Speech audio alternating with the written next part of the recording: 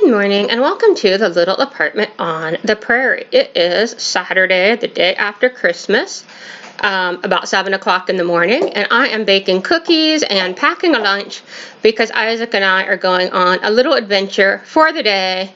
We are not staying overnight anywhere, so we will be sleeping in our own comfy beds tonight. But we're going to this park about an hour from where we live. There's the cats fighting.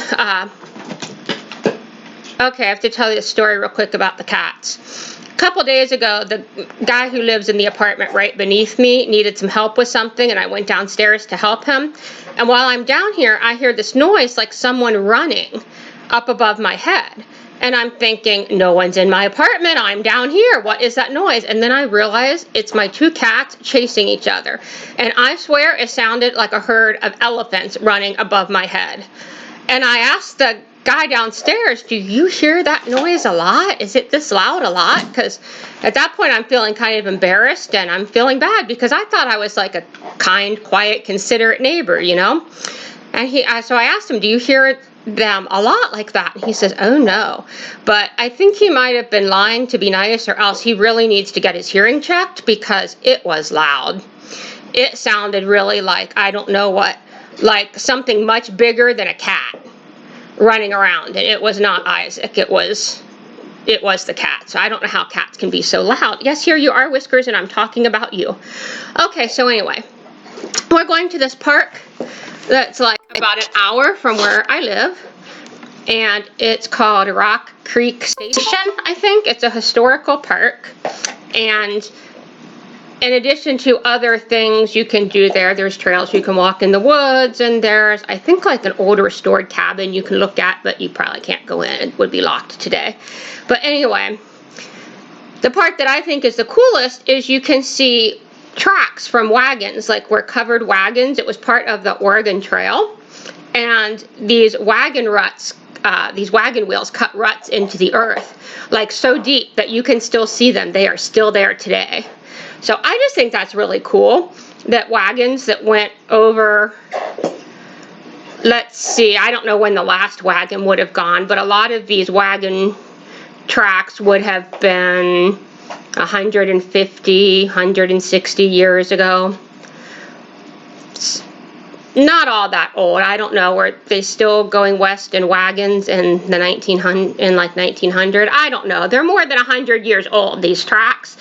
And I just think that's cool, but now I need to look up like when the last wagon went by and stuff, but a lot of it was like in the late 1800s, I think. So anyway, they're more than 100 years old and the tracks are still there.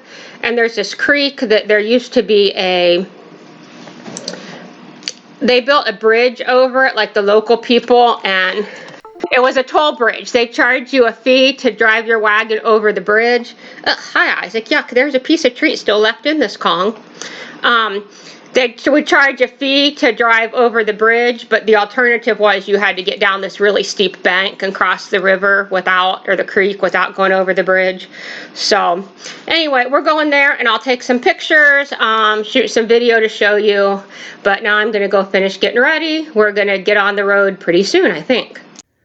So, according to this plaque, right here was the original creek crossing. Can you imagine? It looks like there's wagon wheels down there.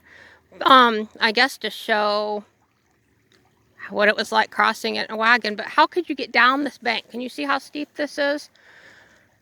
I don't know how you get down there with the wagon. And up the other side. So at some point a bridge was built. This was not the original bridge, obviously. This is, you know, built recently. But I'd totally pay money to cross a bridge than to have to go down that steep bank and climb up the other side. So wagons would have come down this little trail right here, which I don't really see I don't see the ruts in the ground. Somewhere you're supposed to be able to see them. But there is a little cabin that's built over there, but they would have come down here and then crossed the creek right over here.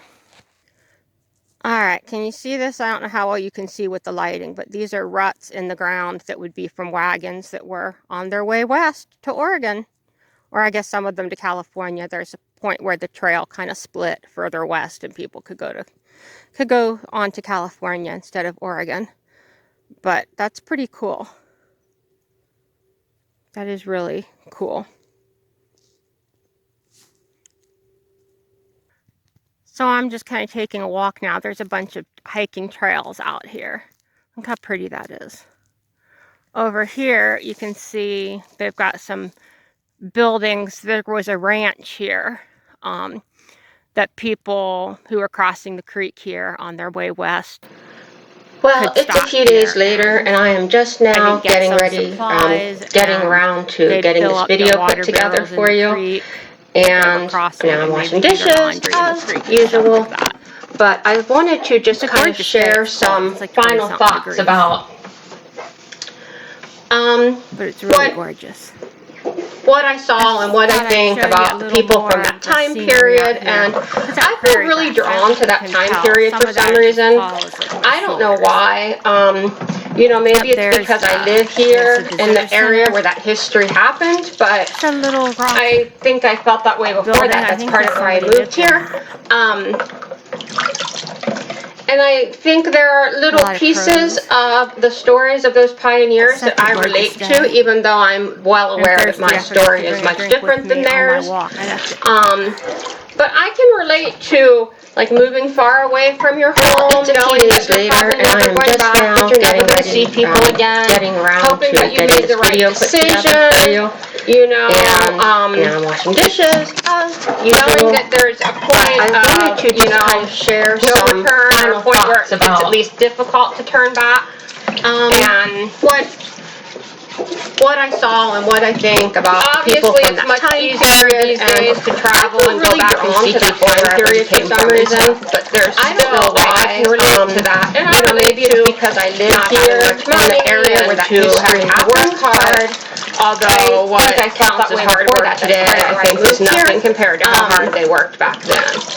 I think there are little pieces of the stories of those pioneers that I relate to, even though I'm well aware that my story is much different other people walked. And so I was walking along that path, and you know, a lot of people, they didn't like riding the wagon knowing that you're probably never going back, that you're never going to see people again. Over 100 years of the decision, 150 years, how many people walked in that path? Knowing that there's what were they wearing? There were, you know, women wearing long skirts. And first I pictured the shoes that they wore, and then I'm like, no, they would have been walking barefoot because shoes were expensive.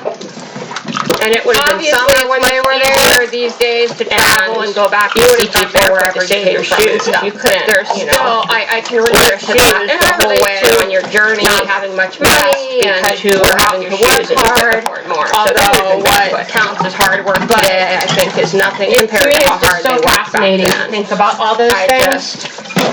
And I think we can really learn a lot, and we can also just gain strength. To me, it's just so interesting to walk where, you know, other people walked, and realizing that whatever we're going along that path, and, you know, a lot of maybe they didn't like the same thing, or, you know, we didn't aren't going through the same thing they went through back then, but over 100, you know, the past 100 years, 150 years, how many people walked in that path, and that, what were they wearing? There have been women wearing long skirts over the years. I'm picturing the shoes that they wore, and then I'm like, no, they would have been walking barefoot because big time. Shoes were expensive. He doesn't know it yet. And it would have been summer when they were there. Going to the vet next week because you would have gone barefoot to save your shoes. You have to get the blood work done anyway to make sure that the whole way on your journey stuff are doing okay with the medication that he's on, and you can afford more. So he has been incessantly hungry. To me, it's just so fascinating to think about all those things. Treats. Yes, she does.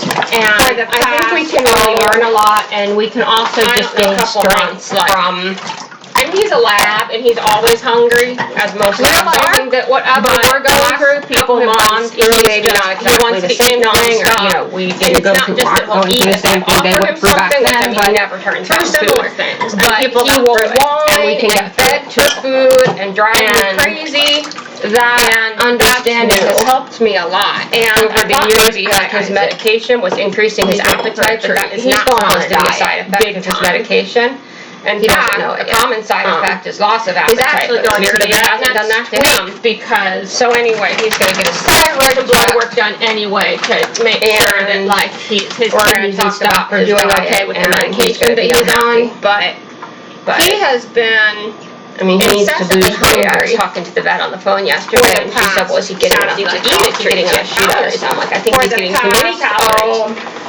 But I don't know, a couple months. He's incessantly hungry. Anyway, and he's a lab, and he's always hungry, as most he's labs also are. not getting enough But exercise the because last of his couple arthritis. months, he wants to eat nonstop.